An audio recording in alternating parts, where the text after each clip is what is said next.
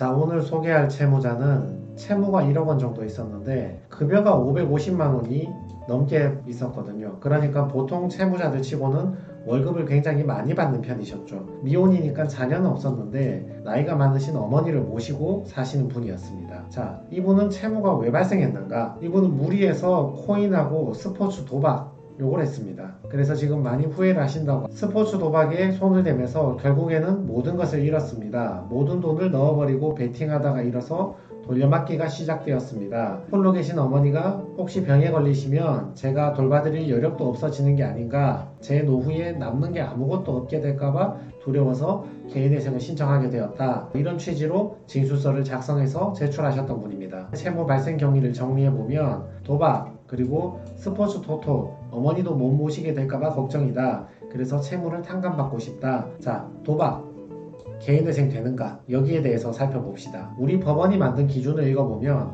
파산 절차에서는 과다한 낭비나 도박, 그 밖에 사행 행위에 대해서 면책을 허가하지 않을 수 있도록 규정이 되어 있다. 채무자회생법 제564조 제1항 제6호 면책받지 못할 가능성이 있습니다. 그러나 개인회생 절차에서는 이러한 제한을 두고 있지 않기 때문에 도박이라도 개인회생은 신청이 가능합니다. 다만 엄격히 심사를 할 것이고 변제금이 너무 낮으면 기각을 할 수도 있다. 이렇게 제한을 가하고 있는 거죠. 지금 설명드리는 도박이라는 것은 소액을 재미로 해봤다 뭐 이런 것들은 제외하고요. 내 채무의 상당 부분이 도박인 경우를 의미하는 것입니다. 법원의 기준을 정리해보면 개인회생은 도박이나 사행행위라 하더라도 원칙적으로 가능하다. 다만 가능은 한데 엄격히 조사할 것이다. 최근 채무의 비중이 많은지, 또 부양가족이나 생계비로 이것저것 빼달라고 했을 때 정말 빼줘야 되는 돈인지, 왜냐하면 최대한 변제시키려고 이런 것들을 엄격히 조사하는 것입니다. 그래서 보통 사람 같은 경우는 자기 월급에서 가족도 부양가족 빼고 남는 게 변제금이 되는데, 도박 같은 경우는 요 생계비나 부양비를 뺄 때 굉장히 엄격하게 빼는 경향이 있습니다. 원칙적으로는 도박도 개인회생은 가능한데 예외적으로는 기각이 된다고 했죠. 변제율이 너무 낮은 경우. 종합해보면 그 사람이 채무가 1억 원이 있는데 대부분이 최근 채무인데 변제율까지 낮다거나 대부분이 도박 탕진인데 변제율까지 낮다면 이런 경우에는 안 되는 것이고, 그걸 제외한 대부분의 경우에는 개인회생 자체는 가능하다. 뭐 이런 취지로 정리할 수 있습니다. 내 채무의 원인의 대부분이 생활비나 이자다. 그런 경우는 변제율이 5% 10%라도 통과하는 경우도 있고, 물론 40, 50% 변제하는 경우도 있고요. 근데 도박이나 스포츠 토토 같은 사람이 변제율 5% 10% 이렇게 만들어서 변제 계획안을 제출하면 기각이 될 위험성이 굉장히 높습니다. 이런 분들은 변제금을 많이 높여야 됩니다. 단 주식 코인 같은 경우는 예전에 이쪽에 있었는데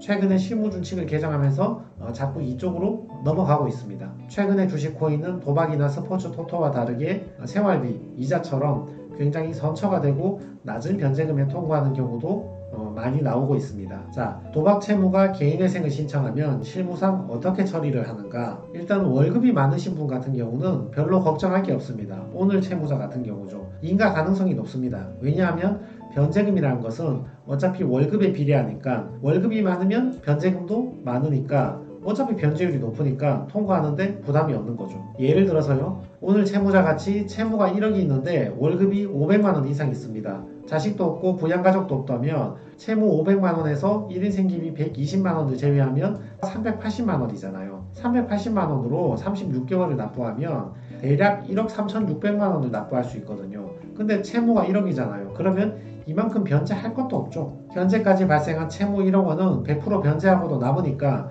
월급이 많은 사람은 개인회생 인가를 받기가 쉬운 거죠. 반대로 월급이 적은 사람은 100%까지는 아니라도 어느 정도 변제가 가능하다면 대체로는 개인회생을 통과하는 것이고, 반대로 월급이 너무 적어서 변제율이 5%밖에 안 나온다, 10%밖에 안 나온다, 이러면 통과하기 어렵다고 말씀드렸죠. 예를 들어서 어떤 사람이 채무가 1억이 있는데 이게 대부분 도박이다. 근데 월급이 250만 원이고 부양가족도 없다. 그러면 250만 원 월급에서 자기의 1인 생계비 120만 원을 제외하면 매월 변제하는 금액은 130만 원이 되는 것이죠. 130만 원 곱하기 36개월 하면 4,600만 원 정도 변제하는데 1억보다는 부족한 돈이지만 그래도 1억과 비교하면 46% 정도는 되는 금액이잖아요. 아무리 도박이라도 변제율이 46% 정도 되면 이 정도면 인가될 가능성이 높죠.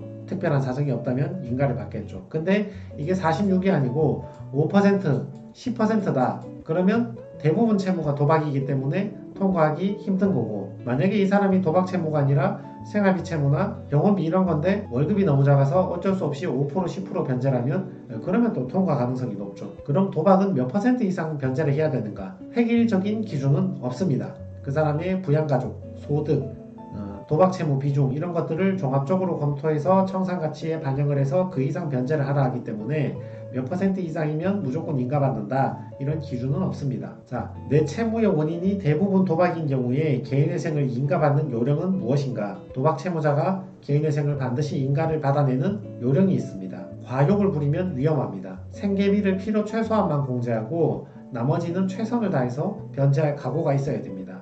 도박 채무자 같은 경우는 내가 받는 월급에서 내가 꼭 먹고 사는데 필요한 필수 생계비 요걸 제외하고 나머지는 변제금에 투입하겠다 이런 의지가 강해야 됩니다. 반대로 내가 월급 얼마 받지도 못하는데 내 생계비도 빼고 가족 생계비도 빼고 부모 생계비도 빼고 병원비도 빼고 월세도 빼고 다 빼고 변제금 10만원만 내겠다 이러면 도박 채무자는 통과가 안 될 수가 있습니다. 예를 들어서요, 어떤 사람이 도박으로 1억 원의 채무가 발생했는데 월급이 260만 원이라고 가정을 해봅시다. 이분이 월급 260만 원에서 본인과 배우자와 자녀 1명 3인 생계비 250만 원을 빼겠다. 그러면 월 10만 원 변제하겠다 그런 말이죠. 10만 원 곱하기 36회 해봐야 360만 원밖에 안 되잖아요. 채무는 1억인데 변제는 3년 동안 360만 원 하겠다. 그러면 도박으로 발생한 채무 1억 중에서 3.6%를 변제하고 96.4%를 탕감받겠다 그런 말이죠. 내가 1억 원을 도박 채무로 발생시켰지만 사실상 개인회생 변제 안 하겠다 그런 말이잖아요. 이러면 통과 못할 가능성이 높습니다. 반대로 월급이 많은 사람 같은 경우에는 변제율 자체가 높기 때문에 자기 가족을 부양가족을 빼서 변제금을 낮추어도 통과하는 경우가 많이 있습니다. 오늘 채무자 같은 경우도 자식은 없었지만 늙으신 어머님은 모시고 산다 했잖아요. 그래서 부양가족 어머니까지 인정을 받았습니다.